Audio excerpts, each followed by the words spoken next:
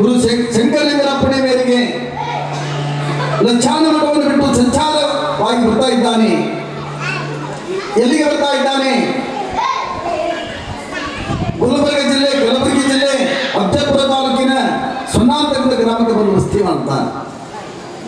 ಊರ ಮುಂದಿರ್ತಕ್ಕಂಥ ಬಸವೇಶ್ವರ ದೇವಸ್ಥಾನದಲ್ಲಿ ವಸತಿ ಮಾಡ್ತಾನೆ.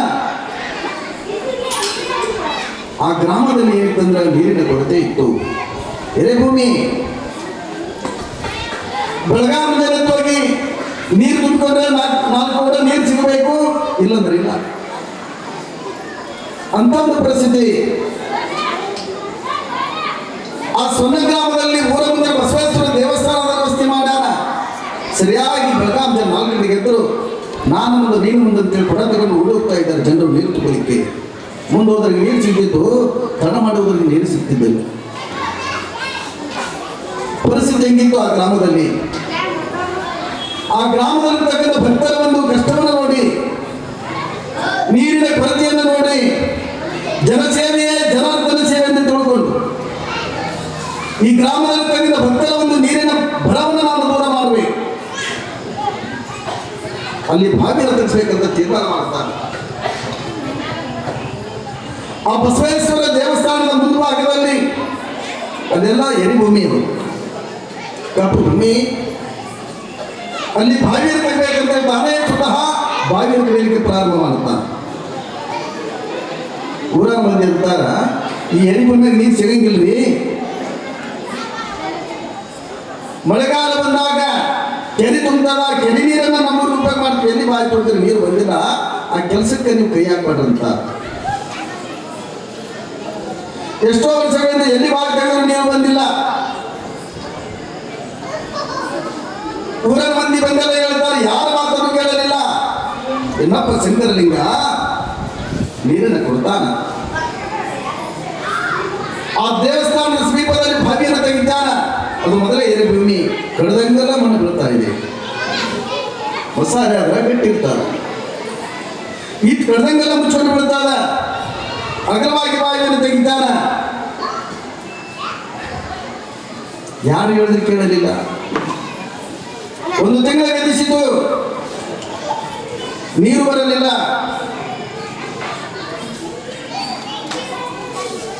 ಆ ಸೊನ್ನ ಗ್ರಾಮದ ಸಮೀಪದಲ್ಲಿ ಕಲ್ಲೂರು ಅಂತಕ್ಕಂಥ ಒಂದು ಗ್ರಾಮ. ಆ ಗ್ರಾಮದಲ್ಲಿ ದೊಡ್ಡ ಶ್ರೀಮಂತರು ದೇಸಾಯಿಯವರು, ಆ ಭಾಗದಲ್ಲಿ ಒಂದು ಚುರ ನಡೀತಿತ್ತು. ಆ ದೇಸಾಯಿಯವರು ಕುದುರೆ ಮೇಲೆ ಸವಾರಿ ಮಾಡ್ಕೊಂಡು ಹೊಂಟಾರ. ಈ ಮಹಾತ್ಮನ ನೋಡಿ ಆ ಕುದುರೆ ನನಗೆ ಲಗಾಮದ ಹೊಲಿಸ್ತಾರೆ. ಈತ ಬಾವಿ ಕಡೆಯದನ್ನು ನೋಡಿ ಆ ಶ್ರೀಮಂತ ಆ ದೇಸಾಯಿ ಅಂತಾನ, ಏನೋ ಸಾಧು ನಿನಗೆ ಬುದ್ಧಿಗಿದ್ದ ಐತಿಲ್ಲ, ಈ ಎರಿಭೂಮಿಗೆ ಯಾವಾಗ ನೀರು ಬರ್ತಾವ? ಇಲ್ಲ, ನೀರು ಬರ್ತಾವಂತ ಜನ. ನಿಮ್ಮಂಥವ್ರು ಬಹಳಷ್ಟು ಜನ ನೋಡಿನಪ್ಪ, ಕಾವ್ಯ ಬಟ್ಟಿ ತೊಟ್ಕೊಂಡು ಇದೊಂದು ಸೋಗ್ ಹಾಕ್ತೀರಿ, ನೀರು ಬರಲಾದ ಜಾಗದಲ್ಲಿ ನೀರು ಯಾವಾಗ ನೀರು ತರಿಸ್ತದೆ? ಈ ಕೆಲಸ ಮಾಡೋದಕ್ಕಿಂತ ನಮ್ಮೂರಾಗ ಕಲ್ಮೇಶ್ವರನ ರಥವನ್ನು ಮಾಡೀನಿ, ಮಾಡ್ಸಕ್ ಹಾಕೀನಿ, ಅದನ್ನ ನಿಂತ್ಕೊಂಡು ಬಂದು ನಿಂತು ಮಾಡಿಸು, ನಿನಗೇನಾದ್ರು ಒಂದಿಷ್ಟು ಹೆಸರು ಬಂದಿತ್ತು. ಈ ಬಾವಿಯಲ್ಲಿ ನೀರು ಬರಂಗಿಲ್ಲ, ಆ ಕೆಲಸಕ್ಕೆ ಕೈ ಹಾಕೋದಂತ ಆತಂತ. ಇಲ್ಲ, ನೀರು ಬರ್ತಾವಂತ ಇತ್ತಂತ. ಕೊನೆಗೆ ನೀನು ಬಾವಿ ತೆಗಿಲಿಲ್ಲ, ನೀರು ಬರಲಿಲ್ಲ ಅಂತ ಆ ಸೌಕಾರ ಅಂದಾಗ, ದೇಸಾಯಿ ಅಂದಾಗ, ನೀನೇನು ತೇರು ಮಾಡಿಸ್ತಿದ್ದರೆ ನಿನ್ನೂರಾಗ ನೀನು ತೇರು ಹೇಳಂಗಿಲ್ಲ ಅಂತ ಸಿದ್ಧಲಿಂಗ ಮುತ್ತಿ ಅಂತ. ಆ ದೇಸಾಯಿಗೆ ಹಾಕು ಬೀಳ್ತಾನೆ. ಊರಿಗೆ ಬಂದ ಸಮಾನ ತೇರು ಮಾಡಿಸಿ ಆ ಕಲ್ಮೇಶ್ವರನ ರಥೋತ್ಸವ ಹೇಳ್ಬೇಕಂತೇಳಿ, ಯಾಕಂದ್ರೆ ತಂದಾರ ಮಾಡಿ ತೋರಿಸ್ಬೇಕಂತ ಯಾವಾಗ ಬಿಟ್ಟಾನ.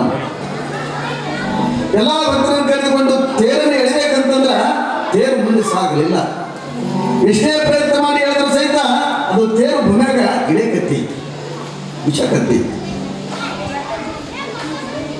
ದೇಸಾಯಿ ಅಂತಾನ, ಆ ಸಾಧು ಹೇಳಿರ್ತಕ್ಕಂಥ ಮಾತು ಸುಳ್ಳಾಗಲಿಲ್ಲ. ನೀನು ತೇರು ಎಳಂಗಿಲ್ಲ ಅಂತ ಹೇಳಿಲ್ಲ.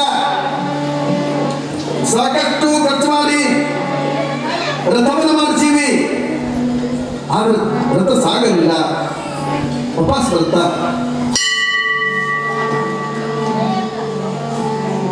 ಈತ ಆ ಮುತ್ತನ ಹತ್ರ ಸಿದ್ಧಲಿಂಗ ಮುತ್ತನ ಹತ್ರ ಬಂದಾಗ ಸಿದ್ಧಲಿಂಗ ಮತ್ತೆ ಅಂತಾನ, ಏನಪ್ಪಾ ನೀನ್ ತೇರು ಹೇಳಿದೇನು? ನಾವು ತೇರು ಎಳಿತೀವಿ, ಮೊದಲು ನಿನ್ನ ಬಾವಿ ನೀರು ತೋರಿಸು, ಆಮೇಲೆ ನಾವು ತೇರು ಎಳಿತೀವಿ ಅಂತ. ತನ್ನ ಅಧಿಕಾರ ದರ್ಪ ಬಿಟ್ಟಿಲ್ಲ. ಆಗ ಮತ್ತೆ ನಾಳೆ ಇಷ್ಟೊತ್ತಿಗೆ ಬಾ, ನಿನಗೆ ನೀರು ಸಿಗ್ತಾವಂತ. ತಿರುಗಿ ಮರುದಿನ ಗುರು ಶಂಕರನಿಗೆ ಧ್ಯಾನವನ್ನು ಮಾಡಿ ಬಾವಿಯನ್ನು ತೆಗಿತಾನ. ಧಾರಾಕಾರವಾಗಿ ನೀರು ಬರ್ತಾವ. ಊರಿನ ಜನರೆಲ್ಲ ಸಂತೋಷಗೊಳ್ತಾರ. ಕೆಲವೇ ಕ್ಷಣಗಳಲ್ಲಿ ಬಾವಿ ತುಂಬಿ ಬಿಡುತ್ತಾರ. ಕೊನೆಗೆ ಆ ದೇಸಾಯಿ ಬಂದಿರ್ತಾನ, ಯಪ್ಪಾ ಮಹಾತ್ಮ, ನೀನು ಮಹಾತ್ಮ ಅದೀರಿ, ನಿನ್ನೆನ್ನು ನಿಂದೆ ಮಾಡಿದ ತಪ್ಪಾಯಿತು, ಕ್ಷಮ ಮಾಡೋದು ಬೇಡಿಕೊಳ್ತಾನ. ಏನು ನಮ್ಮ ತೇರು ಭೂಮಿಯಲ್ಲಿ ಇಳಕತ್ತೈತಲ್ಲ, ಆ ತೇರನ್ನು ಸಾಗುಂಗ ಮಾಡುತ್ತೇನೆ. ಆ ಮಹಾತ್ಮ ಸಿದ್ಧಲಿಂಗ ಶಿವಯೋಗಿಯನ್ನು ತನ್ನ ಗ್ರಾಮಕ್ಕೆ ಕರ್ಕೊಂಡು ಹೋಗ್ತಾ ಇದ್ದಾನೆ. ಕಲ್ಲೂರು ಗ್ರಾಮಕ್ಕೆ ಕರ್ಕೊಂಡು ಹೋಗ್ತಾ ಯಾವ ಸಿದ್ಧಲಿಂಗ ಮುಂಚೆ ಆ ರಥವನ್ನು ಪೂಜೆ ಮಾಡಿ ಗುರು ಶಂಕರಲಿಂಗ ಸ್ತೋತ್ರವನ್ನು ಮಾಡಿಕೊಂಡು ನೂರಾರು ಜನ ಎಳೆದರೂ ಸಹಿತ ತೇರು ಮುಂದೆ ಸಾಗಿಲ್ಲ. ಪುಣ್ಯ ಗಿಡ ಕತ್ತೈತಿ. ಆದರೆ ಕೇವಲ ತನ್ನ 4 ಜನ ಶಿಷ್ಯರ ಜೊತೆಗೆ ಗುರುವಿನ ನಾಮಸ್ಮರಣೆ ಮಾಡಿ ಆ ತೇರನ್ನು ಹಿಡಿದ್ರ ಆ ತೇರು ದಡಲ್ ದಡಲ್ ಅಂತೇಳಿ ಗಾಡಿ ಹೊರಡ್ತಾ ಇದೆ, ತೇರು ಸಾಗ್ತಾ ಇದೆ.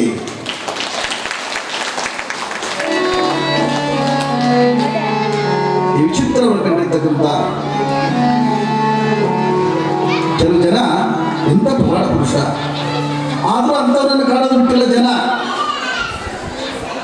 ಮಹಾತ್ಮರನ್ನು ಸಹಿತ ಕಾಣ್ಯಾರ. ಇನ್ನೇನು ಸೊನ್ನ ಗ್ರಾಮದಲ್ಲಿ ಭಕ್ತರನ್ನು ಮಠವನ್ನು ಕಟ್ಟಬೇಕಂತ ವಿಚಾರ ಮಾಡಿದಾಗ ಮಠವನ್ನು ಕಟ್ಟಬೇಕಂತ ತೀರ್ಮಾನ ಮಾಡ್ತಾನ. ಆ ಊರ ಮಾಲಿಗೌಡ ಊರಾಗ ಏನೇ ಮಾಡಿದ್ರು ಸಹಿತ ಅವ್ರ ಗೌಡನ ಕೆರೆ ಮಾಡಬೇಕಾಗಿತ್ತು. ಅವ್ರ ಅಪ್ಪಣೆಯಿಂದ ಮಾಡೋಂಗಿಲ್ಲ, ಅವ್ರ ಒಪ್ಪಿಗೆ ಕೊಟ್ಟರೆ ಮಾಡಬೇಕು. ಈಗೇನು ಪಂಚಾಯತಿ ಪರವಾನಿಗಿಂದ ಮನೆ ಕಟ್ಟಂಗಿಲ್ಲ, ಹಂಗ ಊರಾಗ ಮಾಲಿಗೌಡರು ಪರವಾನಿಗಿಲ್ದ ಮನೆ ಕಟ್ಟಂಗಿಲ್ಲ, ಮಠ ಕಟ್ಟಂಗಿಲ್ಲ. ಊರ ಮಾಲಿಗೌಡ ಅಂತಾನ, ಯಾರು ಇಲ್ಲ ಮಠ ಕಟ್ಟವರು, ನನ್ನ ಪರವಾನಿಗೆ ಕೇಳಾದ ಮಠ ಕಟ್ಟಂಗಿಲ್ಲ, ಇದನ್ನು ಬಂದ್ ಮಾಡ್ರಂತಾನ. ಸಿದ್ಧಲಿಂಗ ಮಹಾರಾಜ ಅಂತಾನ, ಸ್ವಲ್ಪ ಈ ಸತ್ಕಾರಿಗಳಿಗೆ ನೀನು ಒಡ್ಡಿ ಆಗಬೇಡ, ಇದಕ್ಕೆ ತೊಂದರೆ ಕೊಡಬೇಡ, ಎಲ್ಲಾ ರೀತಿಯಿಂದ ಹೇಳ್ತಾನ. ಹೇಳಿದ್ರೆ ಕೇಳಿ ನನ್ನ ವಿನಾಶ ಕಾಲಕ್ಕೆ ವಿಪರೀತ ಬುದ್ಧಿ. ನಾನು ಮಠ ಕಟ್ಟೋಡಂಗಿಲ್ಲ, ಇದರಲ್ಲಿ ವಾಸ ಮಾಡ್ಕೊಡಂಗಿಲ್ಲ ಅಂದಾಗ ಸಿದ್ಧಲಿಂಗ ಮುತ್ತಿ ಅಂತ.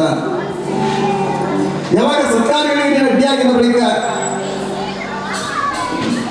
ನಿನ್ನ ದರ್ಪ ನಿನ್ನ ಮನೆತನ ಇಲ್ಲಿಗೆ ಕೊನೆಗೊಳ್ಳಲಿ, ನಿನ್ನ ಸಂಪತ್ತಿಂದಿಗೆ ಕೊನೆಗೊಳ್ಳಲಿ ಅಂತ ಇಷ್ಟೇನ ಸೊನ್ನ ಗ್ರಾಮವನ್ನು ಬಿಟ್ಟು ಬರ್ತಾ ಇದ್ದಾನೆ. ಮುಂದ ಆ ಮಾಲಿ ಪಾಟೀಲ್ ಗೌಡನ ಮನೆತನ ಇದ್ದ ಒಬ್ಬ ಮಗ ತೀರಿ ಹೋದ. ಮನೆತನ ದೀಪೋತ್ಸವಕ್ಕೆ ಇಲ್ಲ, ಕೊಟ್ಟ ಸಂಪತ್ತೆಲ್ಲ ಹಾಳಾಗಿ ಹೋಯಿತು. ಕೊನೆಗೆ ಅಂತ್ಯಕಾಲದಲ್ಲಿ ಭಿಕ್ಷೆ ಬೇಡುತ್ತಿರುವ ಪರಿಸ್ಥಿತಿ ಬಂತು. ಅದಕ್ಕೆ ಮಹಾತ್ಮರನ್ನ ನಿಂದಿಸಬೇಡ, ಮಹಾತ್ಮರಿಗೆ ವಂದಿಸು, ನಿಂದಿಸಬೇಡ.